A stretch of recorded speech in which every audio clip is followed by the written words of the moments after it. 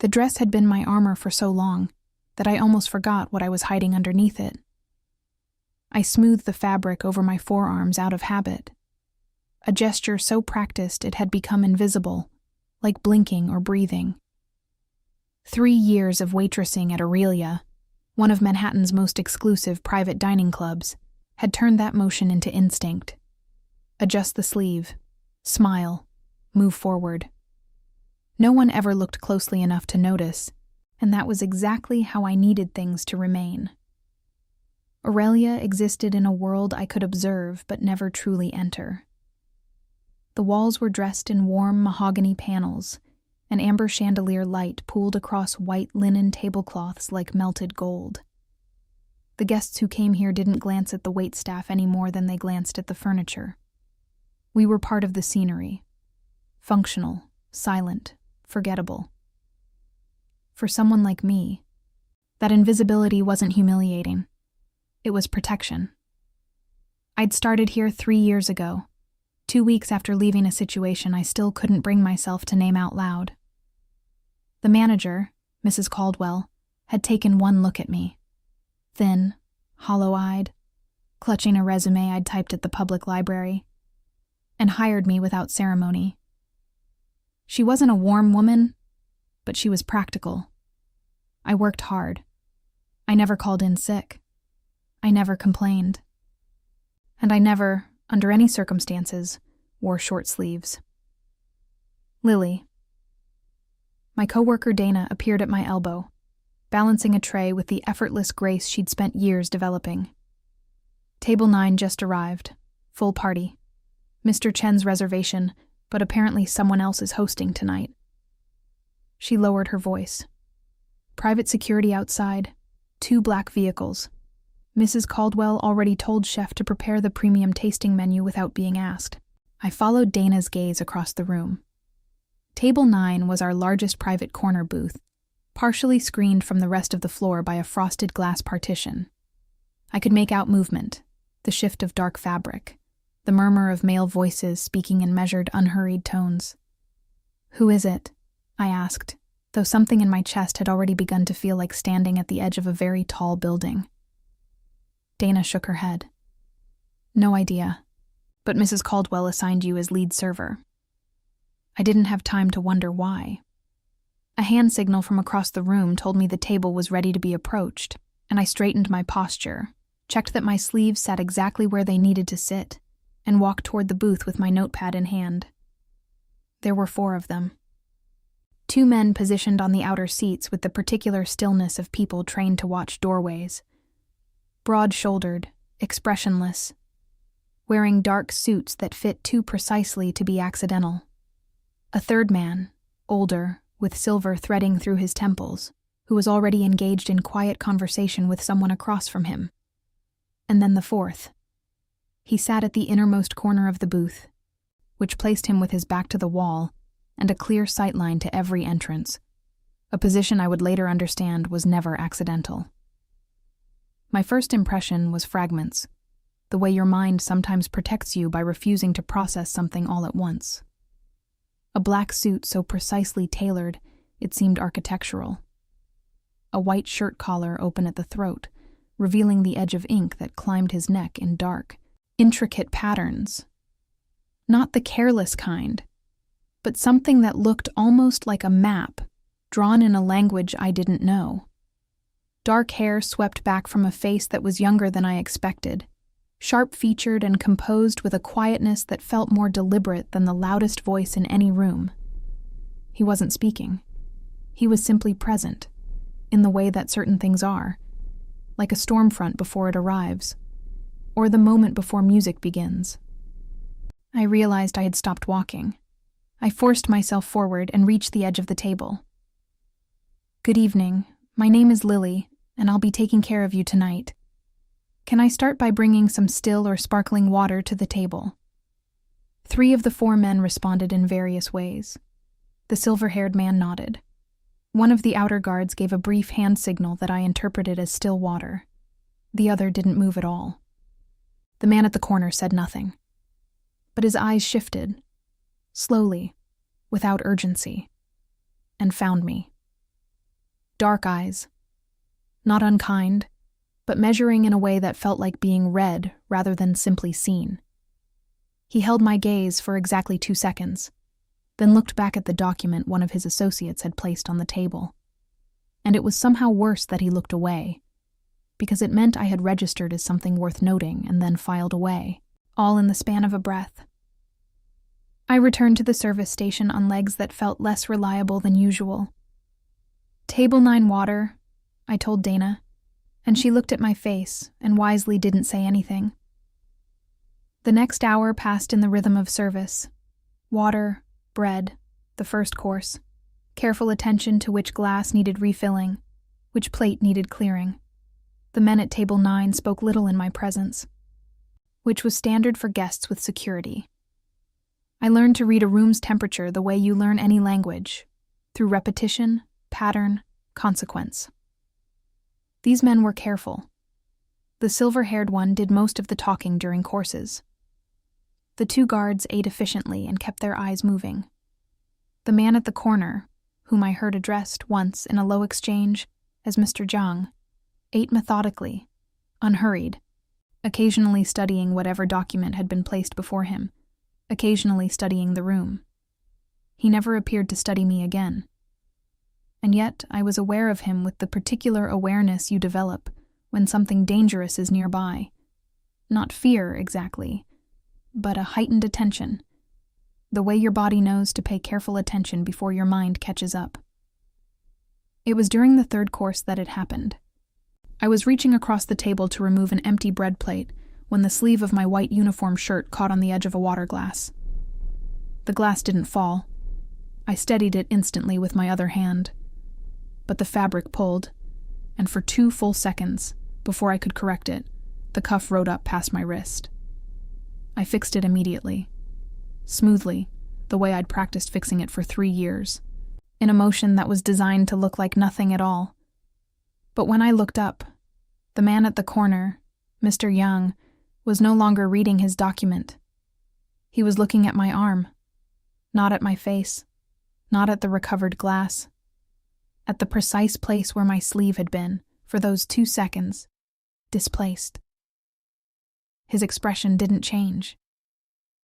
That was the thing that stopped the air in my lungs completely. Not horror, not pity, not the uncomfortable shift that people usually made when they accidentally glimpsed something they weren't supposed to see. His face remained exactly as it had been, composed, attentive, still. But his eyes had gone very quiet in a way that felt nothing like indifference. I stepped back from the table, tucked my notepad under my arm, and said, with a steadiness I constructed from pure will, "I'll bring the next course right out." I made it to the kitchen before my hands started to shake. I stood at the prep counter and breathed through it the way I'd learned to breathe through things, slowly, deliberately, without letting the feeling have a name. It was nothing. He had seen nothing. Even if he had seen something, it meant nothing to a man like that. Powerful men in expensive suits didn't concern themselves with the private histories of the women who served them dinner. I straightened my sleeve one final time, pressed my palms flat against the cool stainless steel of the counter, and went back out. He was gone. The entire table was gone. Coats retrieved, documents vanished, chairs empty, and precisely repositioned as though the group had never existed. A folded piece of paper sat on the white linen where Mr. Jang's water glass had been. Beside it, a gratuity that made Dana's eyes go wide when she reached the table before me. I picked up the folded paper instead. Inside, in clean, spare handwriting that looked like someone who had been taught precision from childhood, were 4 words. "You don't have to. Nothing else. No name. No number. No explanation." I read it 3 times, standing there in the amber light of Aurelia, while the kitchen noise pressed in from behind me, and the empty booth seemed to hold a shape that wasn't quite gone yet. I didn't know what it meant. I told myself I didn't know what it meant. But my hands had stopped shaking, and that frightened me more than anything else that had happened all evening. I didn't sleep that night. I lay on the narrow bed in my apartment, a studio in the Bronx that I'd chosen specifically because it asked no questions and required very little of me, and stared at the water stain on the ceiling that had always looked, depending on my mood, like either a bird in flight or a closed fist. That night it looked like neither. My mind kept returning to the booth at table 9, to the precise moment the fabric shifted, to 4 words written in handwriting that belonged to someone who understood the weight of what he was saying. You don't have to. Don't have to what? Hide? Pretend? Exist in the particular way I had constructed for myself over 3 years. Sleeves down, smile measured, presence minimized to the point of near disappearance. I folded the note and put it in the drawer of my nightstand, beneath my spare uniform and the small envelope of cash I kept for emergencies. Then I lay back down and watched the ceiling and told myself that a stranger's 4 words meant nothing, because strangers didn't know enough about you to mean anything at all. I almost believed it by morning. The following week passed quietly. Aurelia's reservation calendar filled with the usual rotation of corporate dinners and private celebrations, and I moved through my shifts with the practiced efficiency that had made me Mrs. Caldwell's most reliable server. I didn't think about Mr. Jang. I thought about him approximately 40 times a day, which I decided was not the same thing. It was Dana who mentioned him first. "The Jang party is booked again," she said on Thursday morning, straightening her apron at the staff mirror near the kitchen entrance. "Saturday evening. Private reservation, same table." She glanced at me in the reflection. "Mrs. Caldwell already asked for you as lead again." I kept my expression neutral. "Did she say why?" "She said the gratuity they left last week was the largest single-table tip in Aurelia's history, and that continuity of service was important for high-value guests." Dana raised an eyebrow. "Also, I think she just noticed you didn't drop anything or visibly panic, which apparently sets a high bar around here." I managed a small laugh and went to check the linen inventory, which was not a task that needed checking, but gave me somewhere to put my hands. Saturday arrived with the particular inevitability of things you've been dreading and anticipating in equal measure. I dressed in my uniform with more care than usual, then felt foolish about it, then spent 10 minutes adjusting my cuffs until the fabric sat exactly right, not too tight, not likely to shift. The small ritual of it steadied me. I was good at small rituals. The Young party arrived at 8 o'clock. Same configuration as before. The 2 guards, the silver-haired associate, and Gunwoo Jang at the corner of the booth with his back against the wall. He wore charcoal tonight rather than black. A difference subtle enough that I noticed it only because I was paying the kind of attention I had specifically resolved not to pay. The ink at his throat was partially visible again above the open collar, dark patterns climbing toward his jaw, elaborate and deliberate, like armor worn on the outside of the skin. I approached the table and recited the opening pleasantries with the ease of 3 years of practice. Water preferences. Tonight's menu. The chef's seasonal additions. This time, when my eyes reached the corner of the booth, Gunwoo Jang was already watching me. Not the measuring glance of the first evening. This was something more settled. The look of a person who had already decided something and was simply confirming it. "Lily," he said. My name, in his voice, with no inflection that I could identify as anything other than acknowledgement, and yet something about hearing it, quietly, precisely, as though he had been saving it somewhere and had just decided to put it down on the table between us, made the back of my neck go warm. "Mr. Jang," I replied. "Welcome back to Aurelia." "Sit down," he said. The silver-haired associate looked up from his menu. The 2 guards didn't move, but their quality of stillness changed, became somehow more attentive. The entire booth recalibrated around those 2 words, and I understood in that moment, with absolute clarity, that this was a man who had never needed to raise his voice to be obeyed, because the alternative had never been something anyone wanted to discover. "I'm afraid that's not something I'm able to do during service," I said, and I was proud of how level my voice came out. Something shifted at the corner of his mouth. Not quite a smile, more like the acknowledgement that a response had been given that he hadn't entirely expected. He looked at his associate and said something brief in Korean. The older man nodded and rose from the booth, and so did both guards. And within 30 seconds I was standing at table 9 with Gunwoo Jang, and approximately 4 feet of empty space between us and the knowledge that the rest of the dining room was still full of people who could see me, which should have been more comforting than it was. "I owe you an explanation," he said, "for the note." "You don't," I said. "I'm a waitress. You were a guest. Whatever you intended by it." "I intended exactly what it said." His voice was even, not cold, but containing a quality of precision that made careless words feel impossible in his vicinity. "I saw something I wasn't meant to see, and I wanted you to know that it changed nothing about how I see you, and that whatever situation produces that kind of evidence is one you should not be in alone." The dining room continued around us. Silverware clinked. Someone across the floor laughed at a quiet joke, and I stood at the edge of that booth and felt the strange, terrifying sensation of being seen.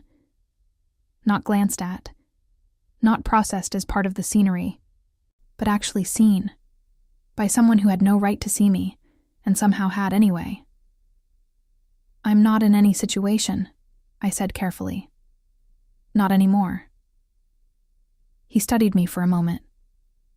"Good," he said, and the word landed with a finality that suggested he had noted the anymore and filed it away with the same precision he seemed to apply to everything. "I'll send my team back in," he said then, and reached for the menu, which was clearly a dismissal, except that before I could step back, he added without looking up, "I'd like the same table, every Saturday." It wasn't a question. I thought about saying that table 9's availability depended on the reservation calendar, which was technically true. I thought about reminding him that I was the waitstaff, not the booking manager. I thought about the note in my nightstand drawer, and the 4 words that had kept me awake for 7 nights. "I'll let Mrs. Caldwell know your preference," I said instead. He looked up then, briefly. "Thank you, Lily." My name again. The same careful placement. I walked back to the service station, and Dana appeared at my shoulder within seconds, eyes wide with questions she was professional enough not to ask out loud. I shook my head slightly. She handed me a water pitcher and we moved on.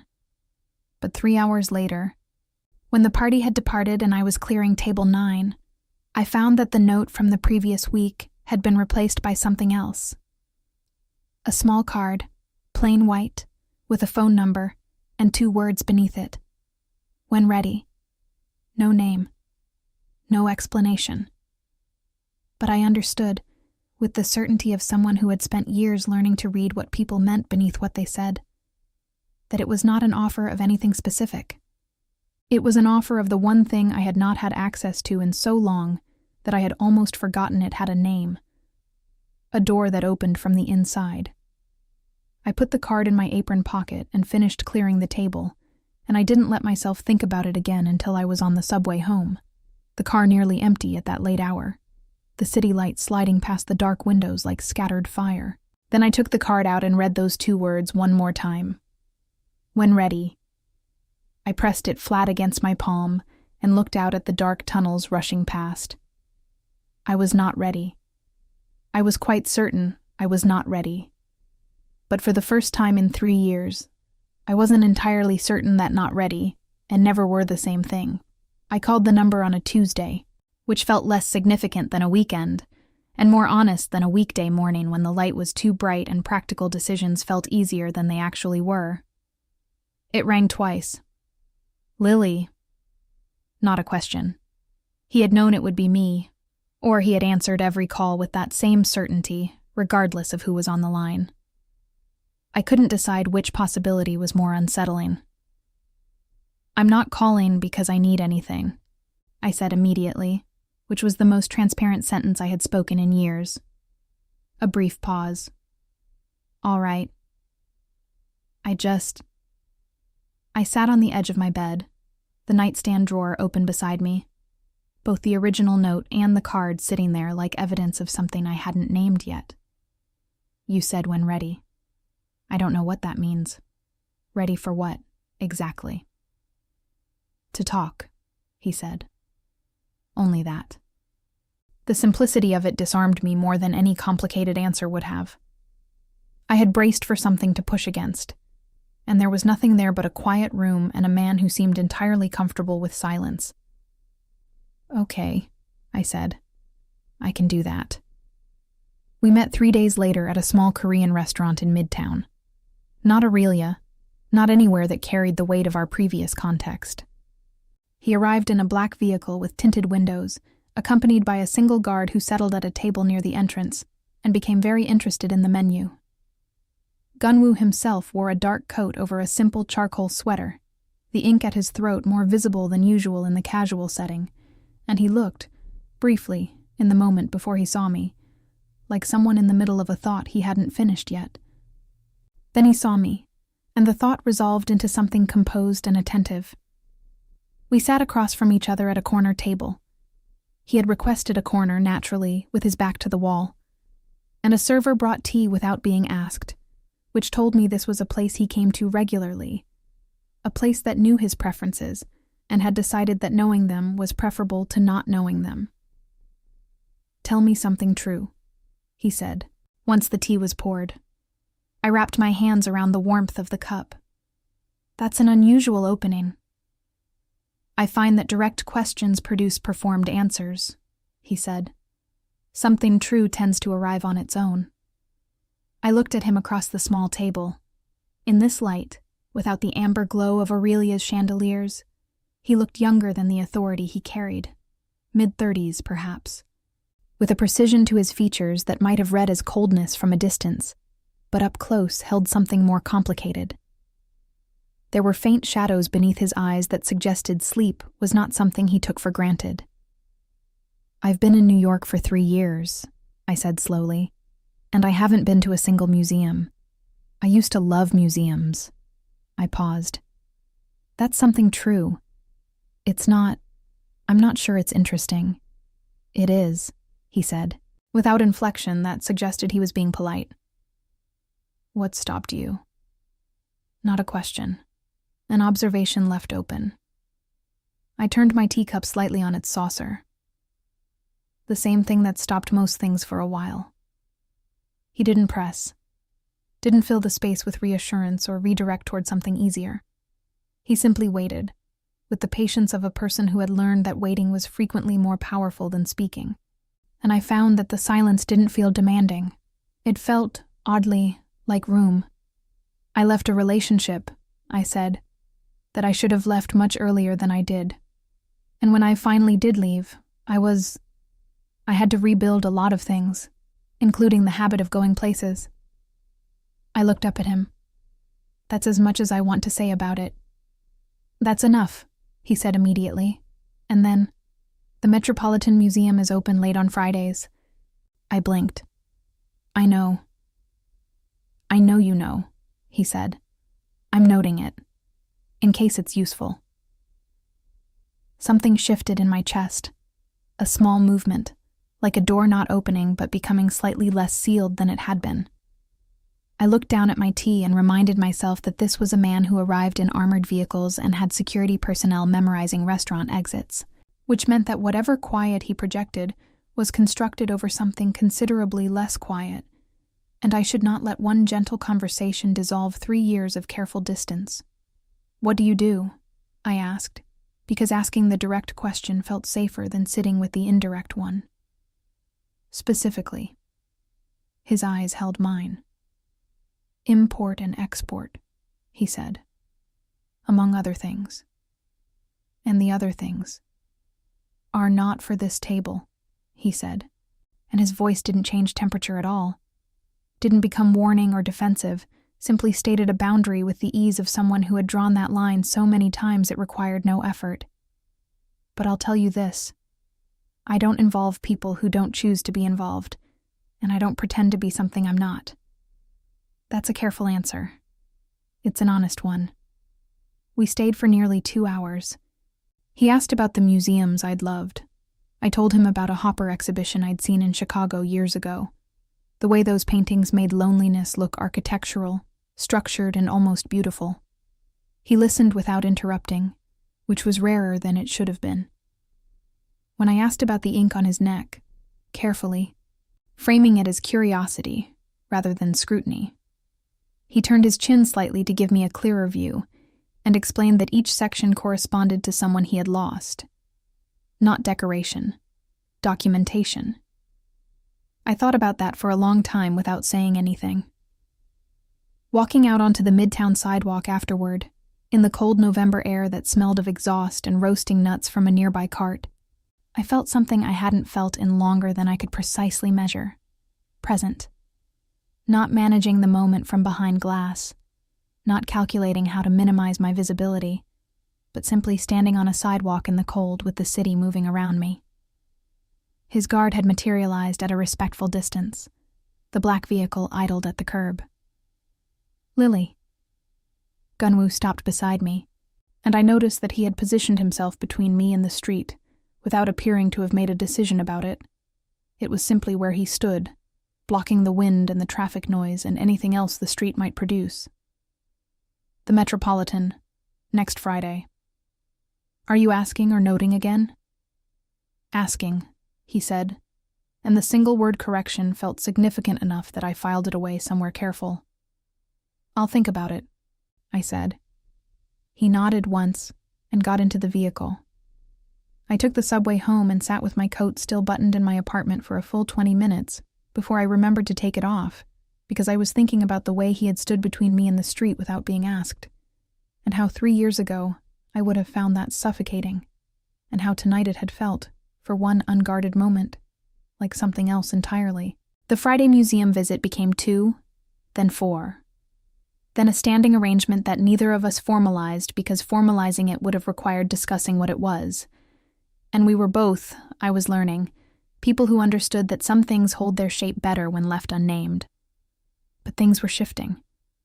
I felt it in the way Gunwoo's attention had a particular gravity to it. Not intrusive, but total. If I mentioned offhand that the walk from the subway to Aurelia was unpleasant on dark evenings, I would arrive the following week to find a car waiting 2 blocks from my apartment with a driver who asked no questions and delivered me to the restaurant door without commentary. When I told him once that I'd had a difficult shift, a guest who had spoken to me with a particular contempt that I was accustomed to absorbing, he went very still in a way I was learning to recognize. And the following week that specific guest's reservation had quietly been declined by Aurelia's booking system. Gunwoo, I said one evening, over dinner at the Korean restaurant that had become ours by accumulated habit. You can't manage the world around me. I'm not managing the world, he said. I'm managing what I can reach. That's the same thing, in your case. Something moved across his face. Not quite amusement, not quite acknowledgement, somewhere between the two. You're not afraid of me, he said, and it came out sounding less like an observation and more like something he was still processing. Should I be?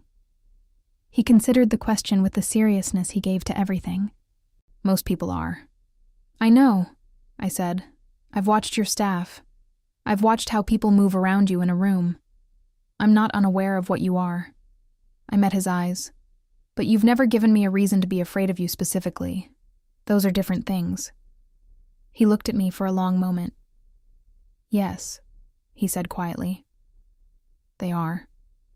It was 3 days after that conversation that I arrived at Aurelia for my Saturday shift and found Dana at the service entrance with an expression I had never seen on her face, somewhere between confusion and alarm.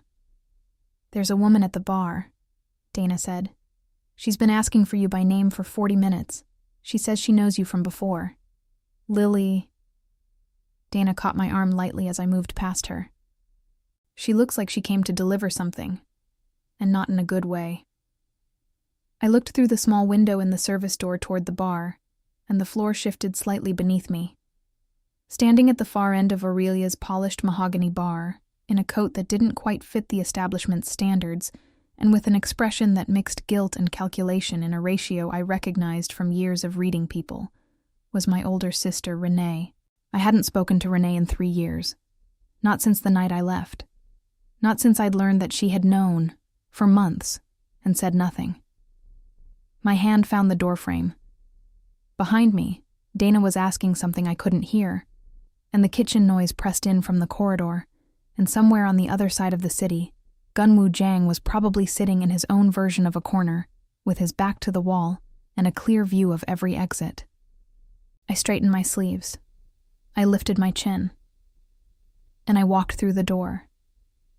Renee looked smaller than I remembered. That was the first thing I noticed. Not the guilt written across her features.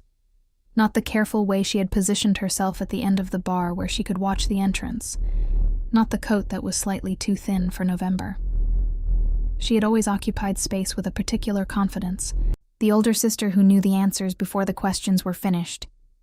Who moved through rooms like she had been there before. But the woman on that bar stool looked compressed, as though something had been pressing down on her for a long time. She saw me coming and straightened.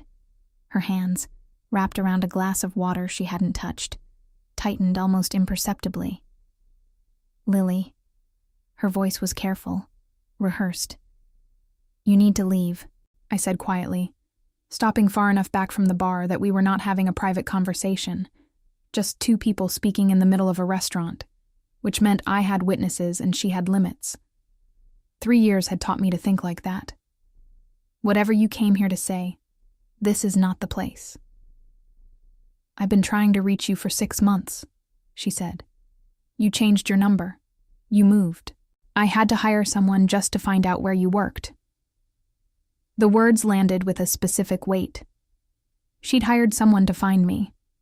The casual admission of it, as though the violation of my careful privacy was simply a logistical problem she'd solved, told me that Renee had not, in the time since I'd last seen her, fully understood what she'd been part of. "Then you wasted your money," I said, "because I changed those things deliberately."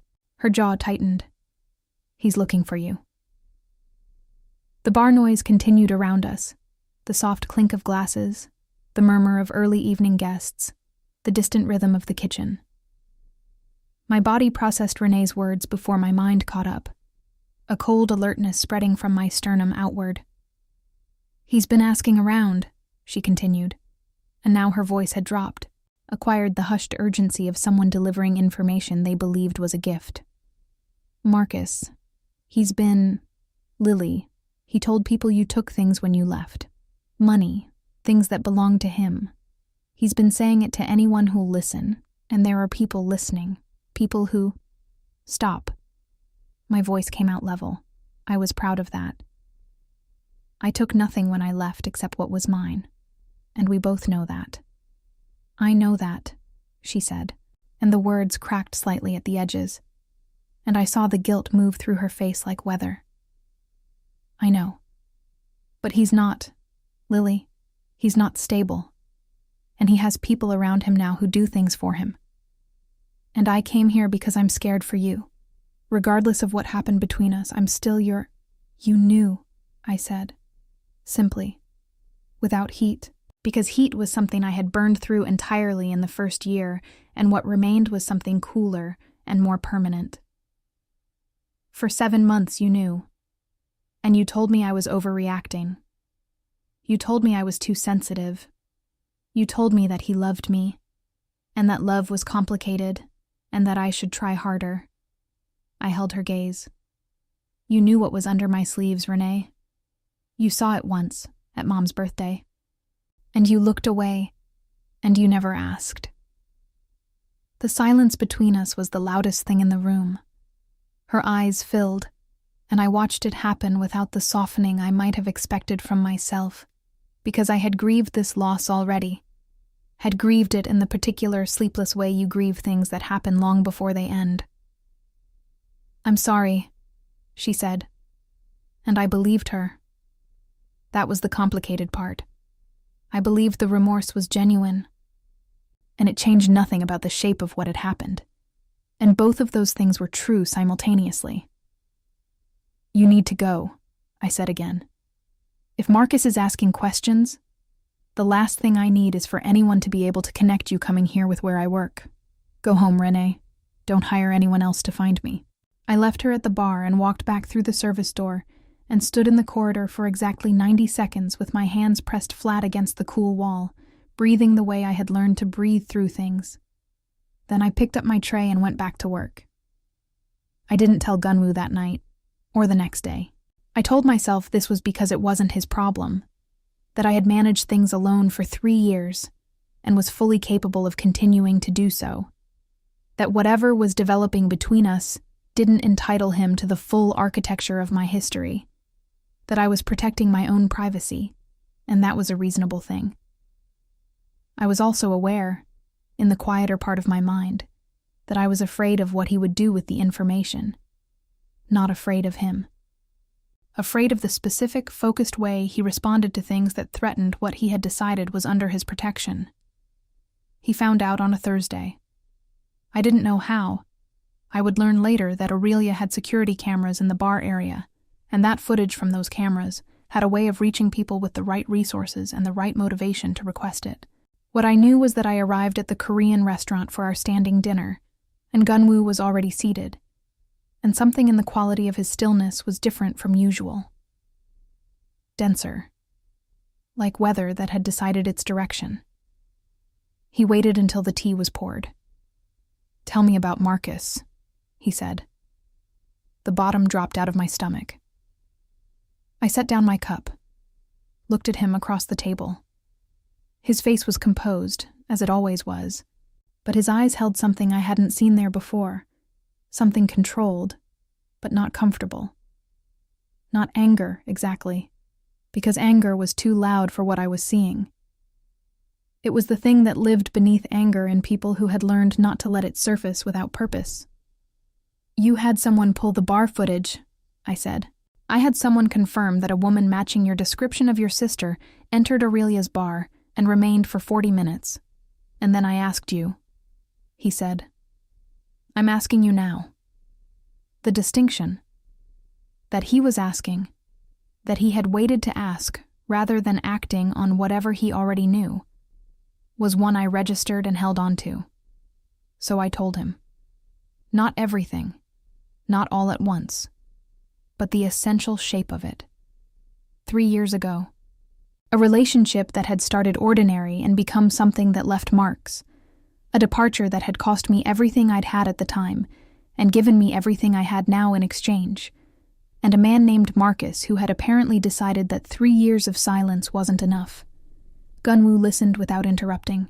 This was something I had come to rely on, the way he received information without filling the space around it immediately with his own response, the way he let things settle before he addressed them. When I finished, he was quiet for a moment. "He's been telling people you stole from him," Gunwoo said. "I know. That's not a coincidence," he said. "That's preparation. He's building a reason." His eyes found mine. "A reason to come looking, that sounds legitimate." The cold spread further. I hadn't thought of it that way, had heard Renee's warning as the anxious report of someone carrying guilt, not as intelligence that had a specific tactical implication. "You think he's going to try to find me?" "I think," Gunwoo said carefully, "that someone has already helped him find you, and that he is building a story that explains why approaching you publicly would be reasonable." He paused. "Your sister said she hired someone to locate you. She may not be the only one who hired that person." I stared at him.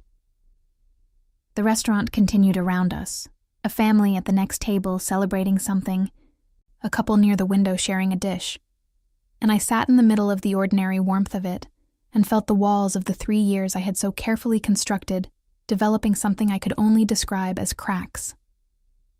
"Lily."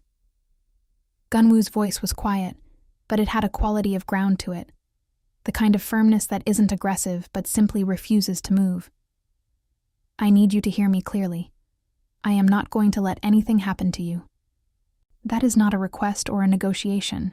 It's simply what is."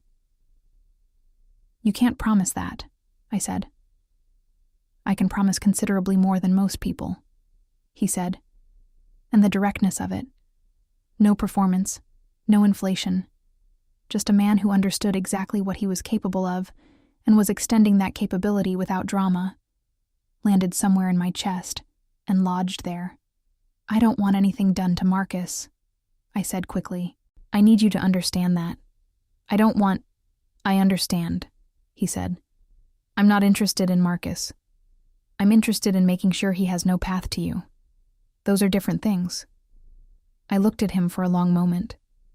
Across the table, in this ordinary restaurant with its warm light and its paper menu holders and its server who had just appeared with a dish neither of us had ordered because she'd learned what Gunwoo preferred on cold evenings, he looked back at me with the steady attention of someone who had made a decision he wasn't planning to revisit.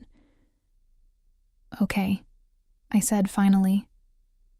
Something shifted in his expression. Small, but I caught it. Relief, perhaps, wrapped in composure. As though my okay had been more important than he had allowed himself to show until I gave it. We finished dinner. He walked me to the car he insisted on providing, and I let him, and the city moved past the tinted windows on the way home, and I thought about walls, and what it meant when you couldn't tell anymore whether you'd built them to keep danger out, or to keep yourself in. When I got upstairs and sat on my bed, I noticed my phone had a message from a number I didn't recognize. I just want to talk. That's all. M. My hands went cold.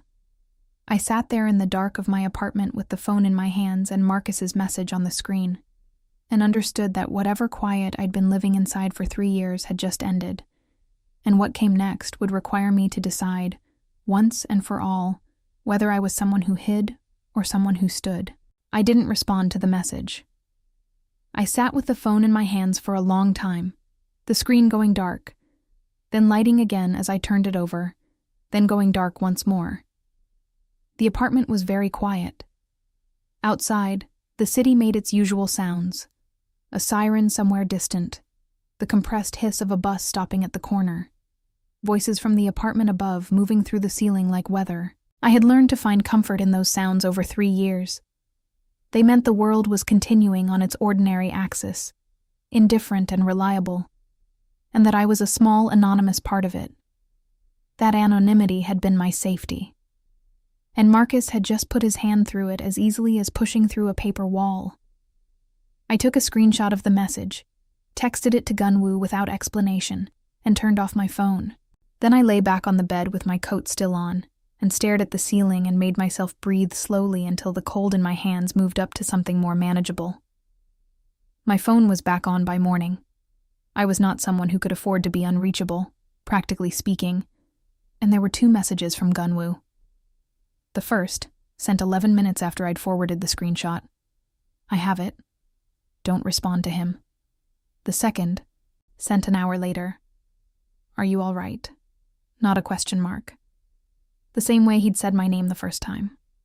A statement shaped like a question, leaving the answer entirely to me.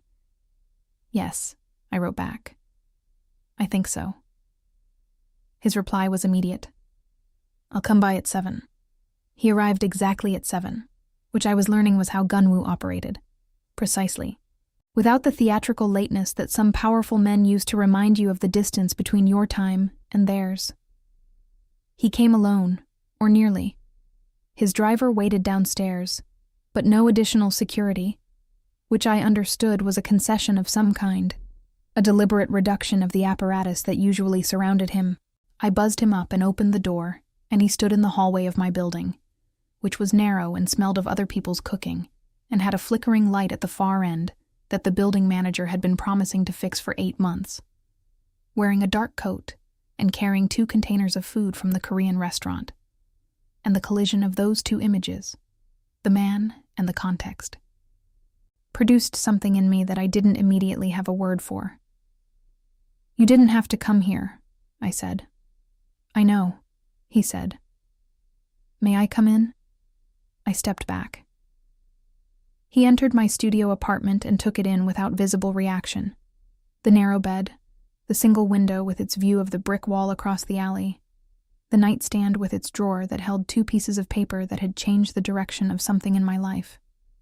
He set the food on the small table by the window and removed his coat and draped it over the chair back with the natural ease of someone making himself at home in a careful and respectful way.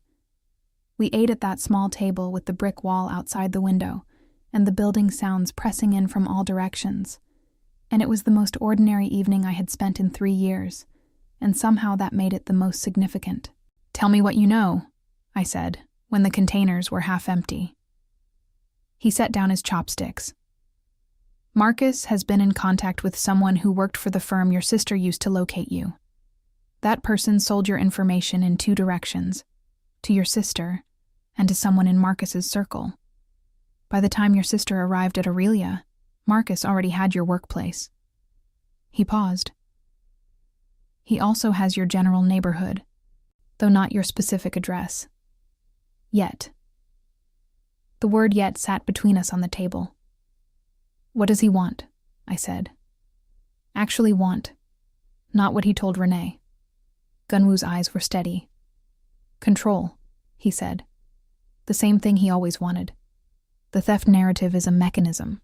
It gives him moral justification in his own mind, and it gives anyone he recruits to help him a story that sounds reasonable.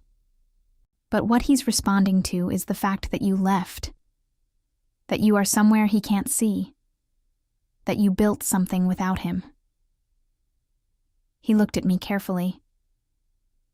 "People like Marcus experience that as an injury, and they seek repair in only one direction. I thought about the message on my phone. I just want to talk. The practiced reasonableness of it. How many times had I heard that exact tone, low, measured, wrapped in the language of rationality, and let it convince me that my own fear was the problem. "I'm not going back," I said. "I need to say that out loud, so it's clear." "It has always been clear," Gunwoo said. "And I'm not going to spend the rest of my life looking over my shoulder in my own neighborhood."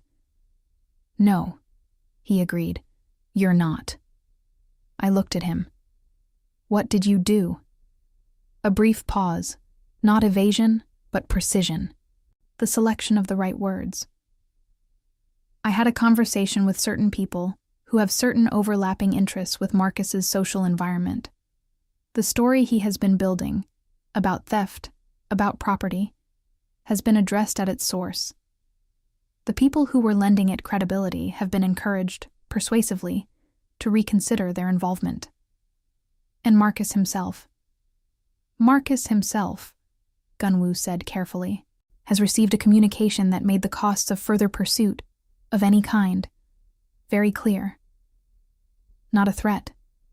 A statement of consequences that already exist, presented as information." His eyes met mine.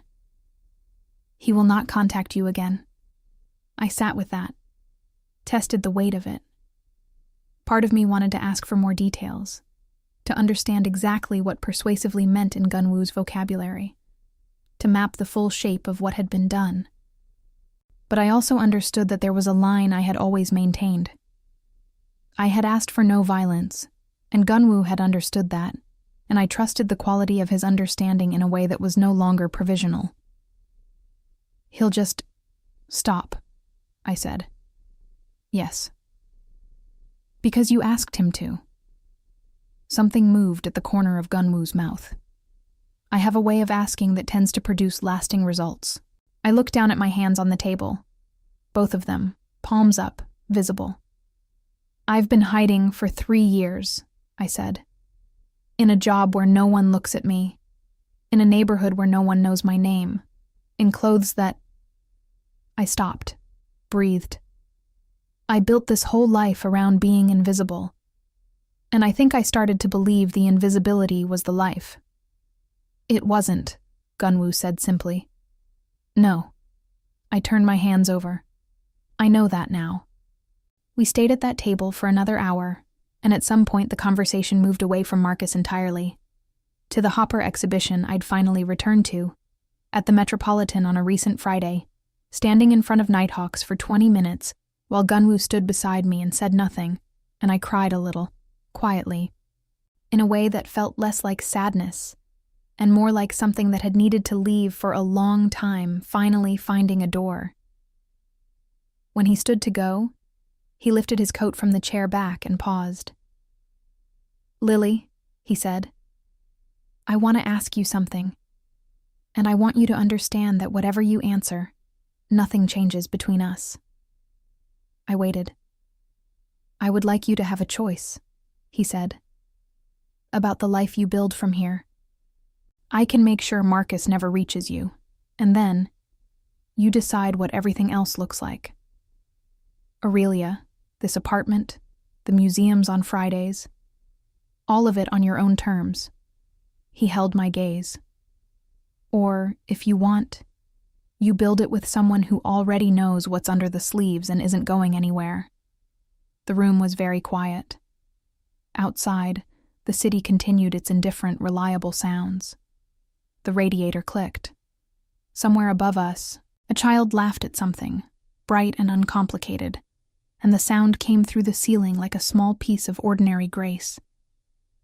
I thought about 3 years of careful invisibility.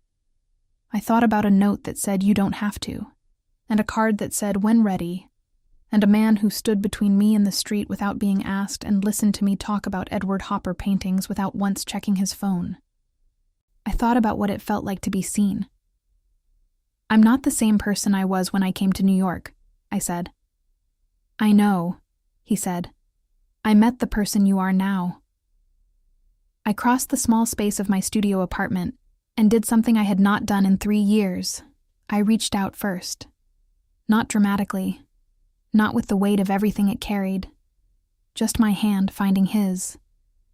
His fingers closed around mine with a steadiness that asked nothing and offered everything. "Stay," I said. "For now. Just tonight, in the chair.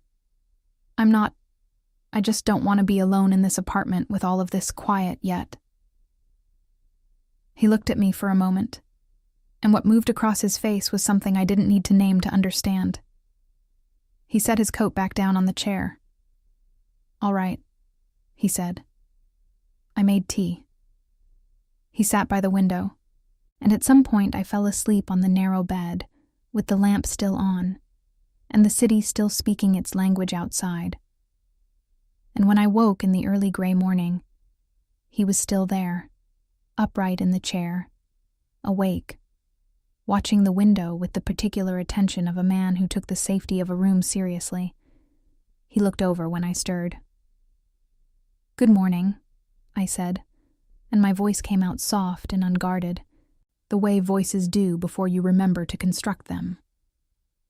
"Good morning," he said. Months passed in the way that time passes when you've stopped measuring it by what you're surviving. I returned to the Metropolitan. Not just Fridays, but whenever I wanted, sometimes alone, sometimes not. I changed nothing about Aurelia immediately, because I liked the work, and Mrs. Caldwell, I had decided, was a woman I respected. But I started wearing short sleeves on warmer days, first at home, then outside. And the city received this information with the total indifference of a city that had always had more important things to pay attention to. Renee called, 3 months after the bar. I let it go to voicemail twice, then called her back on a Sunday afternoon, sitting at the small table by the window with the brick wall outside, and a cup of tea going cold beside me. The conversation was not easy, and it was not resolved in a single call, and I did not pretend that the hurt had a simple address. But I answered. That was the beginning. Marcus did not contact me again. Gunwoo and I did not make announcements or declarations. We had dinner at the Korean restaurant on Thursdays. We walked through museum galleries on Fridays.